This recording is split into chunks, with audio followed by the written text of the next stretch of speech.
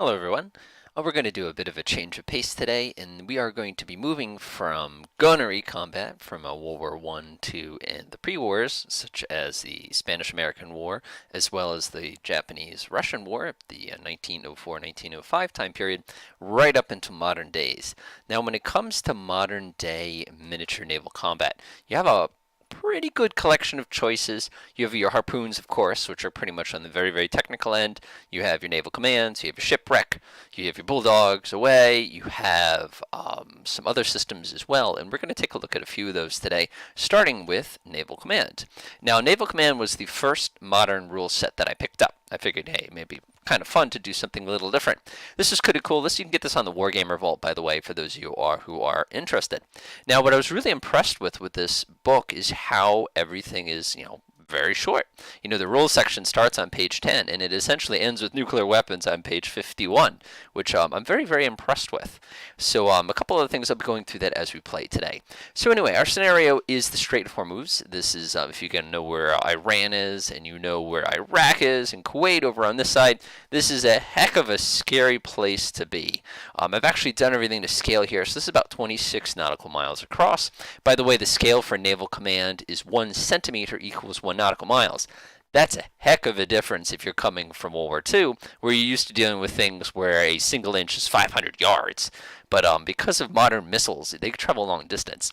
Our combatants today is we have the Halifax over on this end. I couldn't find a good icon for it, so I stuck kind of with the Ottawa, which is actually a Halifax class. It's a Canadian ship. Back behind it, I said we did the MV Seawise Giant. You guys can look that ship up. It's pretty big, and it's a ULCC. That's an ultra-large crude carrier. It probably just left the Kuwaiti terminal and is making its way out into the ocean, probably trying to go over this way to get over to the Suez Canal. Our opponents today is one alone. I know it's got the Russian Navy flag on it. We have this MRK, this is the Nanuchka. This is basically a patrol frigate, a coastal defense sort of vessel. And we're going to kind of see how things are different, how some things are the same. So let's go ahead and get started. So in Naval Command, the first thing you do is you begin by rolling initiative. Initiative in this system, I'm going to go ahead and skip down a little bit so you can get a feel for some of this. Initiative is pretty straightforward. Each side takes a 10-sided dice. We're using metal dice now because this is modern times. And you go ahead and roll it, and you compare who has the higher value. So in this case, the Canadians get a 10. The Iranians, in this case, get a 4. So they have initiative. If you have initiative, you can tell the other player to declare whether or not they're doing detection active or passive initially. They also, you get to shoot first and things like that.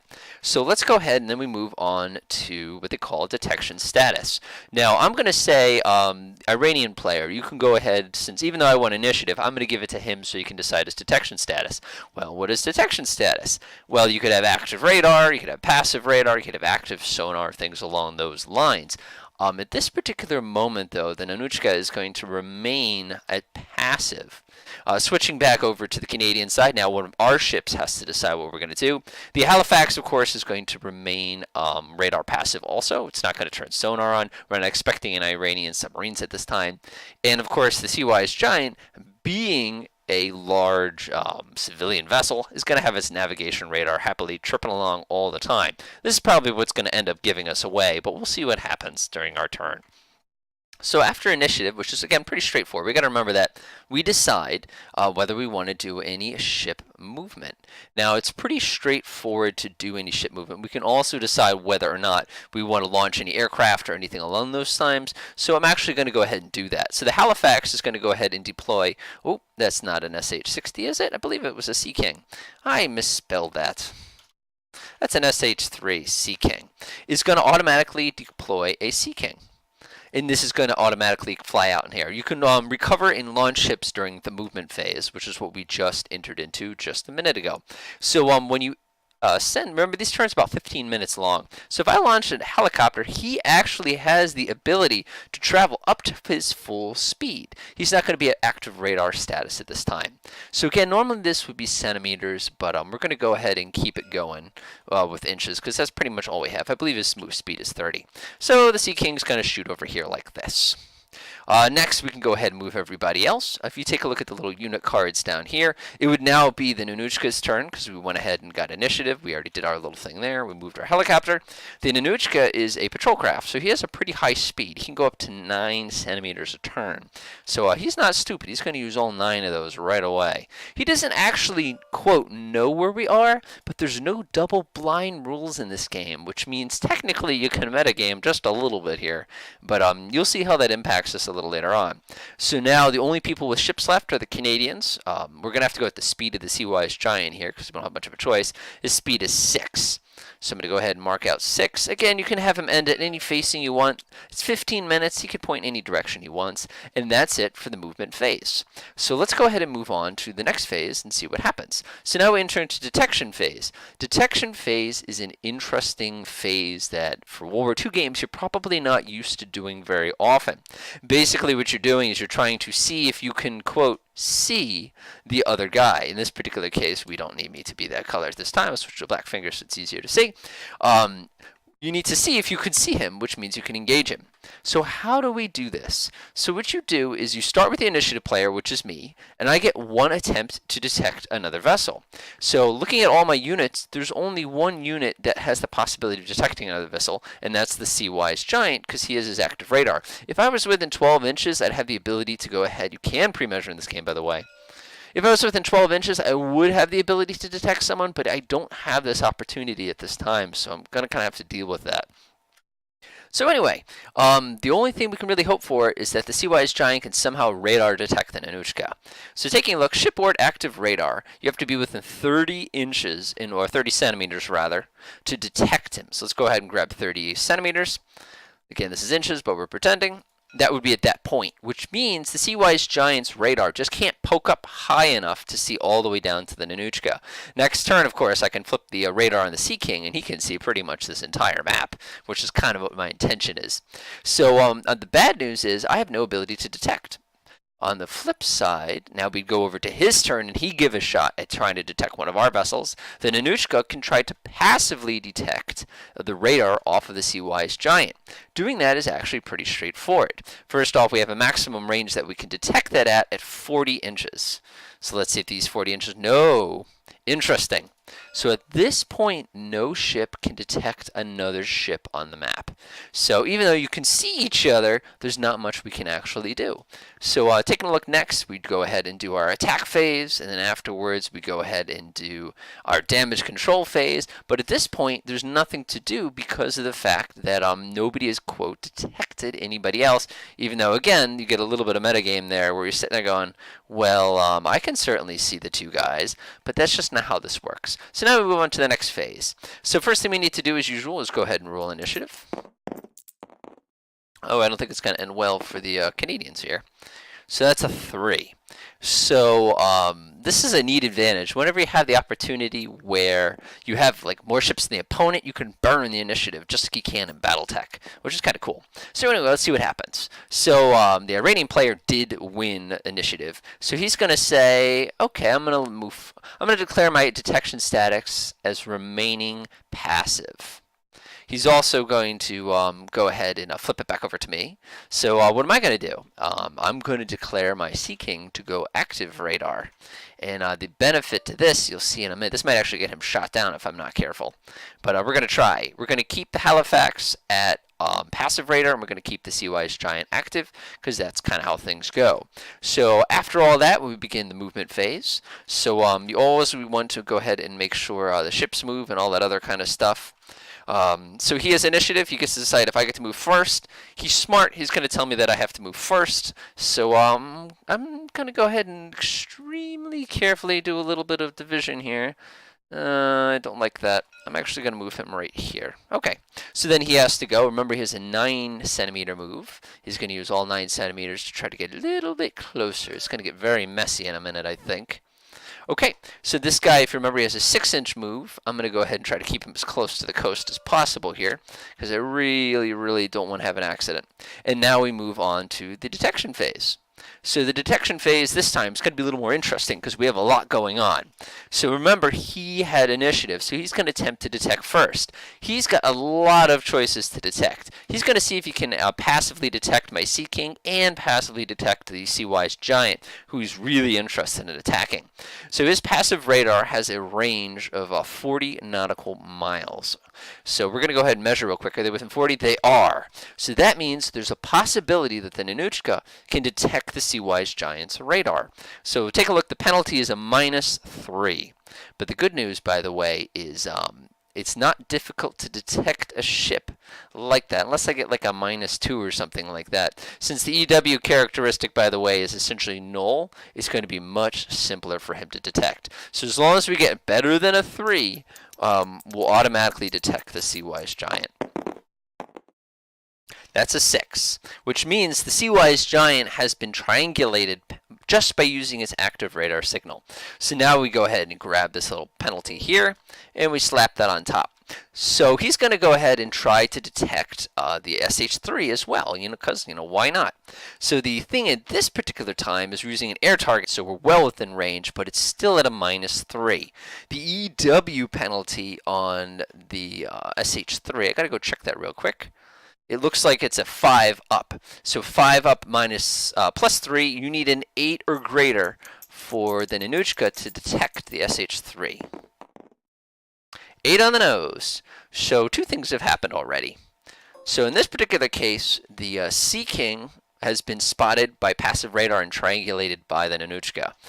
The Sea-Wise Giant has also been triangulated. So now we have 2 passive radar locks. These will never go away unless it's a submarine and it submerges, which can cause problems. Meanwhile, the Halifax is still completely invisible. So now we're going to go ahead and flip over to the Canadian side and see what happens. First things first, our Sea-Wise Giant here with its passive radar, remember, has a very limited range. I believe the active radar here has only got a 30 centimeter range, which puts him just outside of range. However, the active radar of my airborne has a 40 nautical mile range, which I believe we're in range of. We are. So now we get to take a shot to see if we detect him. So our airborne active radar is a +1 modifier. The EW score that we're trying to beat here is a 4 up. So we need to beat a 3 or higher in order to successfully detect the Nanuchka on active radar. That is a bummer. So in this case, the Nanuchka is undetected, which means it's going to get basically a freebie. Okay, so that's it for detection. Nobody else can do any detection rolls at this time because, again, the Halifax is still being quiet. So now we're going to go on to the fun part, and that is the attack phase. So the attack phase is pretty straightforward. We're going to go ahead and take a look at the Nanuchka for a second here. You can see that our weaponry is a Siren surface-to-surface missile with a range of 70 centimeters, damage 1, 6 ammo. I've got a 6 ammo right there. So he's going to declare his attack. He's the only one who can declare an attack because he is the only one who has actually gone ahead and done any detecting at this point. So how do you handle this kind of a thing? It's actually fairly straightforward. Let me go ahead and skip to SSMs here. So basically, since he's only been detected with passive radar or sonar, it's going to be a -1 to hit. So just how effective is the Siren SSM? If we go back here, you can see there's no CS bonus. But the tanker, unfortunately, has no EW rating, which means as long as the missile doesn't score a 1, it's still going to be successful in hitting. So I'm sitting here going, okay, we know the Halifax is there. We don't actually know the Halifax is there, but we're going to go ahead and go for it. So the Nanuchka is going to fire all 6 missiles at the poor Sea-Wise Giant. Now, some games, because the ships are so close to each other, you'd have to actually work out to see which one of these actually, would accidentally target the Halifax or something like that. But we're going to leave that out for now.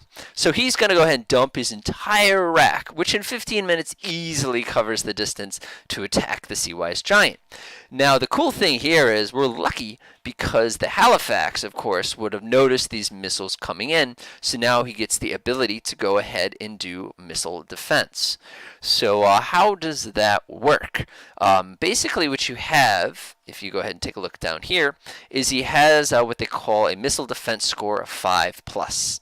The problem is every time you roll to fire, shoot down a missile, you have to basically add one of these little counters to represent saturation or excess use of ammunition. So you're going to see what's going to happen as far as they're going to be desperately trying to do it in just a minute. So basically he's got 1, 2, 3, 4, 5, 6 missiles to engage with a missile defense score of 5 up. So the first missile, we're going to go ahead and take him. We're going to need a lot of these in a minute. So we're going to go ahead and try to shoot down the first missile. By the way, he's allowed to attack these missiles because he is within his missile defense range of 20. So this is pretty good news. So he's going to go ahead and roll. He needs a 5 or higher to destroy one of the incoming Siren SSMs. So he scores a 9, so one of these missiles is eliminated. So now we're going to add a missile defense token to the Halifax. Well, what does that do? That makes it harder to be successful. So if you remember before, he had a 5-up save. Now he goes to a 6-up to try to defeat one of the missiles. 2. So that means that missile was not destroyed. So one of these missiles is going to get through. So now we still have 4 more missiles we can try to engage. But we did fire another missile. So now we are at 2. So now we need a 5-up, 6-up, a 7-up to defeat the next missile. That's a 9. We get another one. But we have to add another missile defense token. There we go. We're up to 3 missile defense tokens. We're going to try to hit this guy. So it's a 5 plus 3. So this is going to be an 8-up to defeat one of the missiles. Let's see what happens. 5. Missile gets through. Add another token. So now it's a 9-up to get one of the last 2 missiles. Miss. So another missile gets through. Then last but not least, we have this missile right here. There's no limited ammunition for this, by the way. Oh, by the way, we have to add one of these. So now it would be a 10-up. It's an 8-up again. The last missile gets through.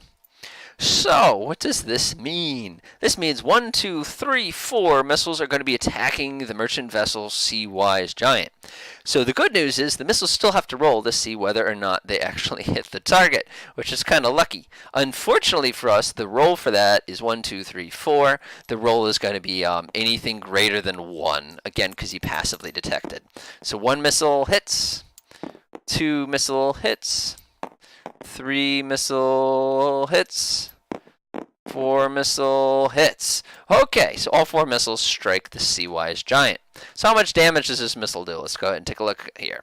It does a single point of damage. How many damage can our tanker tank? 1. I mean, it's a Sea-Wise Giant, so you'd expect it to take more than that. On the flip side, you just got hit with 3 surface-to-surface missiles. It's safe to say that the Sea-Wise Giant now is gone forever as it sinks down into the ocean, and that's a really, really major, major tragedy. The good news, however, is that the Nanuchka is completely, not defenseless, but it's at a spot now that it can't actually fire any more surface-to-surface missiles. So we're going to go ahead and clean everything up. And we're going to go ahead and proceed with our next turn. There's no damage phase at this particular turn. The reason there's no damage phase here is because of the fact that, again, nobody's taken a little bit of damage. So then we go back up to the initiative phase. So at this point, the Iranians are going to be looking to get the heck out of there. So that's a 7. And it's an 8. So the Iranians have initiative. They're going to give the initiative to themselves this time. And they're immediately going to try to peace out as fast as they can. Again, heading and facing all that, not a big deal. So now the Canadians have it. So the Canadians are going to try to stay out of his anti-aircraft range if I can help it. So I get to move him. He has a speed. Actually, he has a pretty good speed if I recall correctly. Yeah, he has a speed of 8. So now we're going to try to pursue after them as fast as we can to get our revenge. Oh, I skipped a thing. Before we're supposed to move, we're supposed to declare detection status. I haven't actually changed anything. I'm leaving everything the way it was a minute ago. Because, again, I've got the helicopter ready to go, so I'm not too concerned. Okay, so now we're going to go ahead and head over to the detection phase. He's already been detected. He can't be detected. But we can attempt to detect the Nanuchka one more time with the SH-3. So the SH-3, since you're detecting actively, we get to add 1. He is in range. The EW score on the Nanuchka, taking a look real quick here, is a 4-up. So it's a 3-up to detect the Nanuchka. That is not fair. But Life isn't fair, right? So that means that this is the end of the phase. We can't engage that because we haven't been able to precisely lock onto it. So it completely buried our super tanker, and now we're trying to hunt it down. We're going to try, so we'll move on to our next turn. Remember, this is going over like a couple hours almost by now. Canadians get an 8, the Iranians get a 2. So the Canadians are going to let the Iranians go ahead and take the turn. He's running for port as fast as he can. Detection status, by the way, I'm not changing. All right, is now the Canadian's turn. I'm going to try to stay out of his anti-aircraft range if I can help it. And he gets to move up 9 inches. Since his charge is now completely sunk, might as well get some revenge here.